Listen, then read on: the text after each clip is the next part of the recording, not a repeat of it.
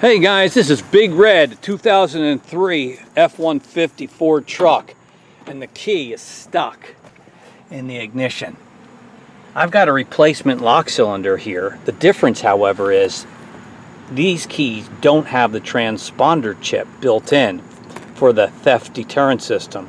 I want to see if I can take this transponder chip out of the old key, hide it somewhere in the steering column, and outsmart the theft deterrent system. Think it's going to work? Let's find out.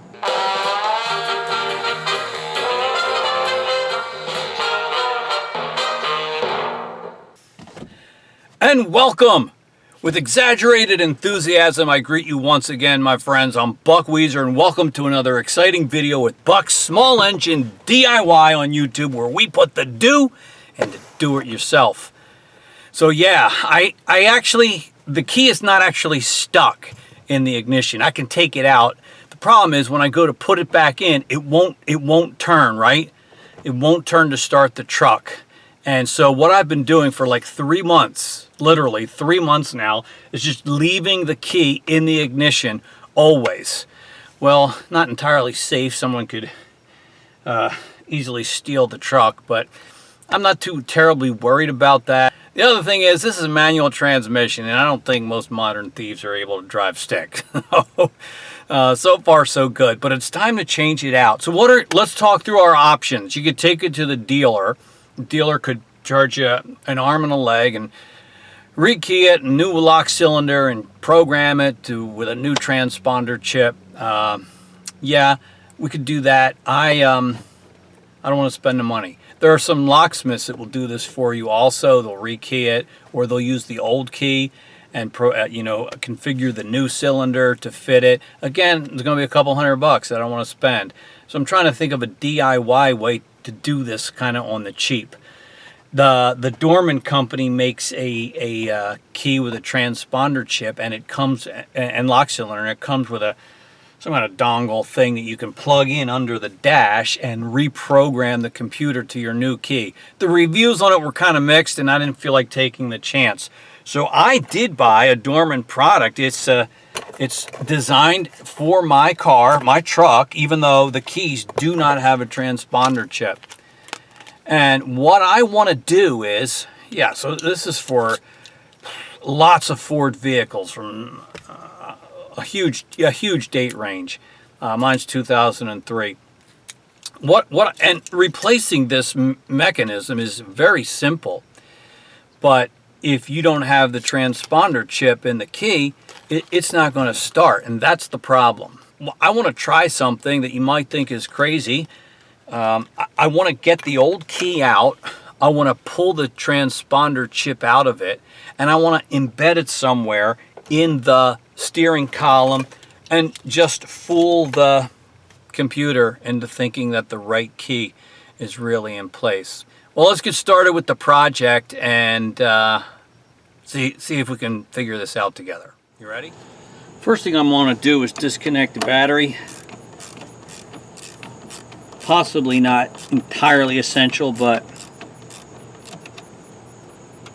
I think probably a good idea. You know, since you turn on things every time you turn that ignition key, we'll be turning it a few times. So we want to turn the key to the run position, like that, and then insert a tool. I got a flat punch here. Insert that up through there, press the button. That should allow us to release the and pull out the lock cylinder. And I'm going to do that with two hands, so hold on. Alright, let's see if we can get this. There we go. So that was pretty easy. And it comes right out. So here's the key with the transponder chip. And that's located, see how the hole for your key ring is offset? The transponder chip is down in here. And I'm going to take this over to the workbench and get kind of a sharp knife and just kind of cut this open and see if I can get that chip out of there. So there's our key in the vise. And, you know, you look closely, you can see a rectangular part right here that, I mean, it's sealed, but you can see like where that would be an opening. Alright, so we about got this here and just wanted you to see it.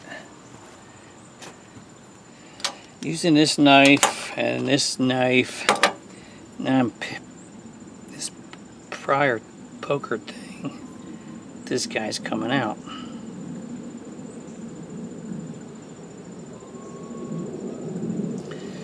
Now look at him. Well, that's like an inch long. It's the full length of the key. That's longer than I expected. I expected to be maybe half that. Well, I think I got it out. And I did it without harming it, so that's good. This step is done. Alright, so now I've got to take down, I'm going to start with the bottom of this housing here, and I think Phillips head screws are what is required, and there should be 1, 2, I see 3 holes, so try that and open this up a little bit. There's one screw. I'll take this plate down, this cover, and then we'll be able to strategize our next move. Alright, so here's a peek at our, I removed those 3 Phillips head screws and was able to pull this up. And I'm asking myself, where can I mount that chip so that this ring will recognize it?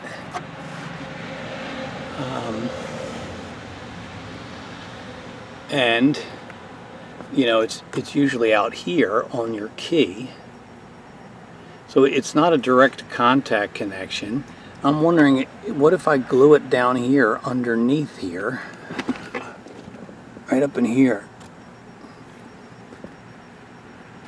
and would that be good if I put it right up in there? Will that allow the ring to read it, sense it, and know it's there? So here's the new cylinder, and to install it, turn the key to the run position, which is about there, and then push this button up, and that should stay up like that. Alright, and then I think it's just a matter of inserting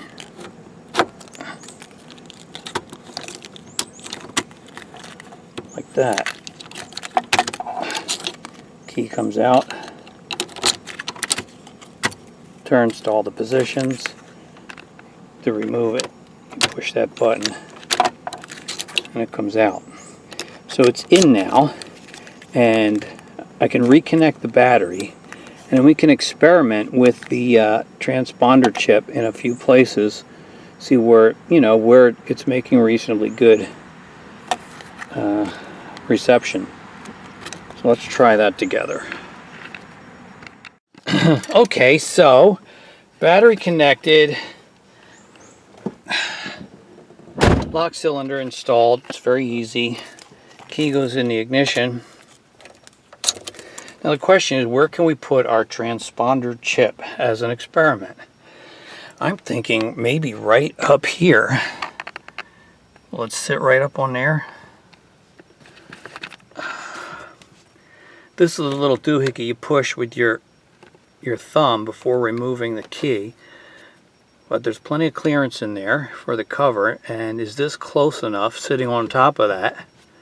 And I could just glue it right into place there. So let's give it a try.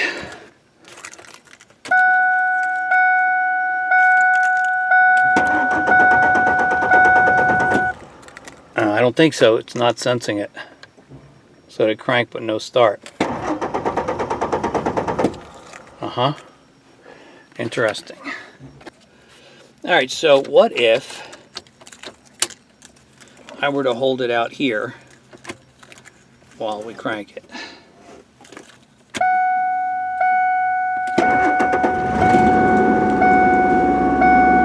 And there we go.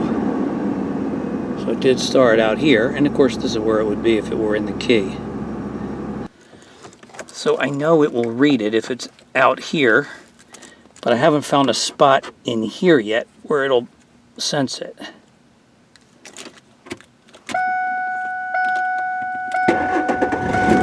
There we go. Right there. So when I have that other cover in place, do I have space right here for this guy?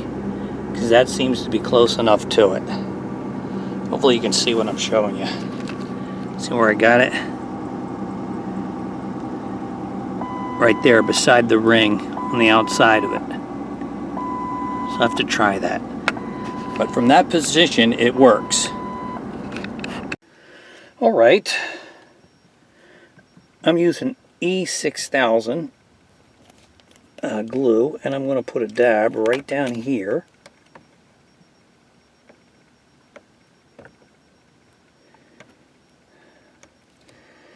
And a dab right up here. And then I'm just going to press our transponder chip right into it. Just like that. Try not to go overboard. And then we're just going to let that dry. Okay, so we're all put back together. I let that glue dry overnight. We put the cover back on the steering column, put in our new lock cylinder again, and with our buried transponder chip, we've reconnected the battery. Let's see if it'll start up for us.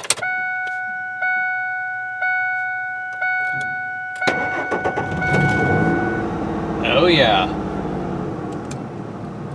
Yep. That feels really good. So we have successfully switched from the key and lock cylinder with the transponder chip to a key without a transponder chip. And the lock cylinder is working great. I can take my key in and out. Perfect. So let's wrap it up with a few final thoughts. So we've at least proved to ourselves that it can be done. You can go from the transponder chip to a key without the chip. And we basically just outsmarted the theft deterrent system. And, you know, maybe you think that's stupid. Maybe you say, oh, your truck's more likely to get stolen now. Maybe so. But as I told you before, it's just not a big concern for me because of where I live and where I drive. And it was more important to me to save a little money and fix it myself. There's great satisfaction in doing that, and you can do it also. So I did buy this lock cylinder from Dorman, and that's a part number right there if you're interested in getting one. I'll leave a link in the description where you can pick it up on Amazon. That's exactly where I bought it, and it worked great. This is for a wide range of Ford vehicles over a long span of years. They didn't change much. I mean, I realize I'm still going to have to carry the old key with me because that's the one that does the door locks. Now I know you can get a ignition lock cylinder that comes with door lock cylinders, and you can switch all of them out and work with one key.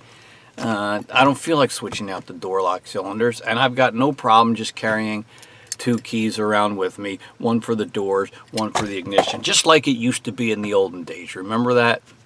So it's no big deal to me. Hopefully this has helped you. I'd like to know what you think. Am I a genius or a moron? Was this brilliant or am I a knucklehead? I'm fine with whatever your opinion on the matter is. You know, I've got more money in my pocket now. I can do things that I want with that instead of paying a dealer or a locksmith to fix this for me. Take the kids to the shore, go out for ice cream or for dinner. I've saved money, and I enjoyed the process and the project. Your comments and questions are always appreciated in the discussion below. I'll look forward to interacting with you there. And so I'm signing off saying, remember guys, only you can put the do into do it yourself. I'll see you on the next video. Bye-bye.